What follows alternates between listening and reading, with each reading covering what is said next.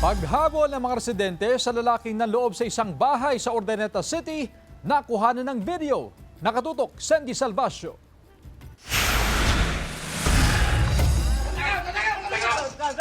Maaksyon ng mga tagpo sa nangyaring panloloob sa isang bahay sa Barangay San Vicente, Urdaneta City kahapon.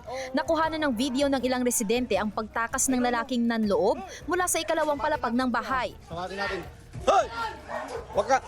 Ang lalaki, pinaghahabol na pala ng mga residente matapos tangayin ng isang cellphone doon.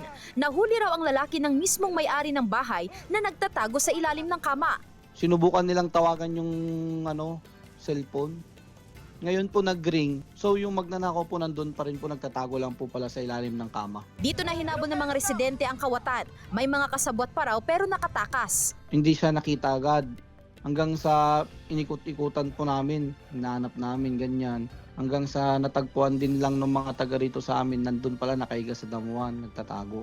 Ngayon po, tumalon sa makalong, hindi marunong lumangoy kaya nahuli. Talaga pong hindi nila tinikilan. Kumbaga, ang pagkakamali niya, yung nakuha niyang cellphone, naka-location. So nahuli siya sa ilalim ng sa may kawayanan, Along Makalong River. Nagtamo ng mga sugat ang sospek matapos kuyugin ng mga residente. Nabawi ang tinangay na cellphone. Dayo raw ang kawatan at kilala ng nagnanakaw sa iba't ibang barangay. Ayon sa Urdaneta City Police, pinalaya na kaninang umaga ang sospek. Hindi na rin daw kasi nagsampa ng reklamo ang biktima. Kasama si Daryl Peralta, Sandy Salvacio, One North, Central Luzon.